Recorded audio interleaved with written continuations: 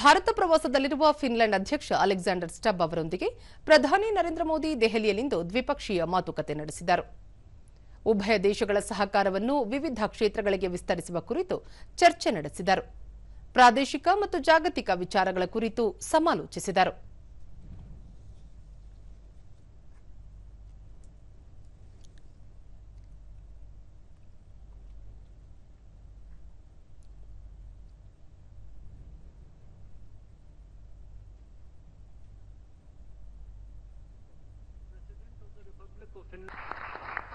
ಬಳಿಕ ಭಾರತ ಫಿನ್ಲೆಂಡ್ ನಡುವೆ ಹವಾಮಾನ ಬದಲಾವಣೆ ಮತ್ತು ಪರಿಸರಕ್ಕೆ ಸಂಬಂಧಿಸಿದ ಸಹಕಾರ, ವಲಸೆ ಮತ್ತು ಸಂಚಾರ, ಪಾಲುದಾರಿಕೆ ಹಾಗೂ ಅಧಿಕೃತ ಅಂಕಿಅಂಶಗಳಿಗೆ ಸಂಬಂಧಿಸಿದಂತೆ ಒಡಂಬಡಿಕೆ ವಿನಿಮಯ ಪತ್ರಗಳನ್ನು ಮಾಡಿಕೊಳ್ಳಲಾಯಿತು. ಬಳಿಕ ಜಂಟಿ ಹೇಳಿಕೆಯಲ್ಲಿ ಪ್ರಧಾನಿ ನರೇಂದ್ರ ಮೋದಿ, ಜಗತ್ತು ಇಂದು ಅಸ್ಥಿರತೆ ಮತ್ತು ಅನಿಶ್ಚಿತತೆಯನ್ನು ಎದುರಿಸುತ್ತಿದೆ. ಉಕ್ರೇನ್ನಿಂದ ಪಶ್ಚಿಮ ಏಷ್ಯಾದವರೆಗೆ ಹಲವು ಪ್ರದೇಶಗಳಲ್ಲಿ ಸಂಘರ್ಷದ ಪರಿಸ್ಥಿತಿ ನಿರ್ಮಾಣವಾಗಿದೆ.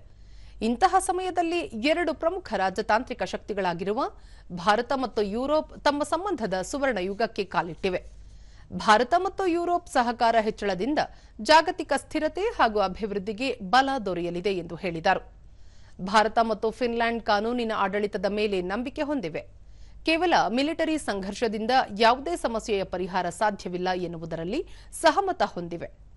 ಉಕ್ರೇನ್ ಮತ್ತು ಪಶ್ಚಿಮ ಏಷ್ಯಾದಲ್ಲಿ ಶೀಘ್ರ ಬಿಕ್ಕಟ್ಟು ಶಮನಗೊಳಿಸುವ ಸಂಬಂಧ ನಡೆಸುವ ಎಲ್ಲ ಶಾಂತಿ ಪ್ರಕ್ರಿಯೆಗಳಿಗೆ ಉಭಯ ದೇಶಗಳು ಬೆಂಬಲ ನೀಡಲಿವೆ ಎಂದು ತಿಳಿಸಿದರು.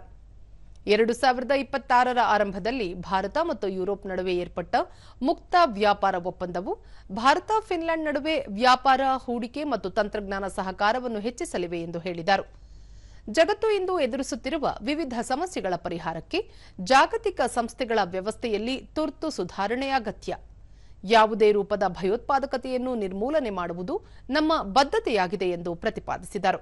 ट्रेड, इन्वेस्टमेंट और टेक्नोलॉजी सहयोग को और प्रबल करेगा.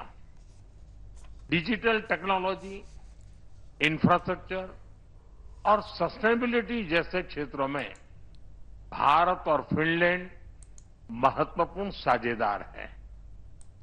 नोकिया के मोबाइल फोन और टेलीकॉम नेटवर्क ने करोड़ों भारतीयों को जोड़ा है. फिनलैंड के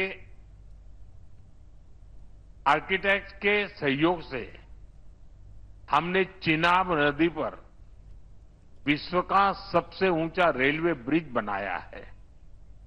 फिनलैंड की साझेदारी से हमने नुमालीगढ़ में दुनिया की सबसे बड़ी बंबू टू बायोएथेनॉल रिफाइनरी भी बनाई है.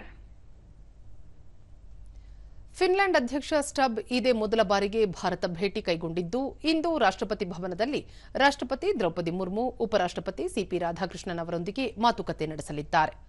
ಅಲ್ಲದೆ ಇಂದು ಸಂಜೆ ನಡೆಯಲಿರುವ 11ನೇ ರೈಸಿನ ಸಂವಾದದಲ್ಲಿ ಮುಖ್ಯ ಅತಿಥಿಯಾಗಿ ಭಾಗವಹಿಸಿ ಪ್ರಾಸ್ತಾವಿಕ ಭಾಷಣ ಮಾಡಲಿದ್ದಾರೆ.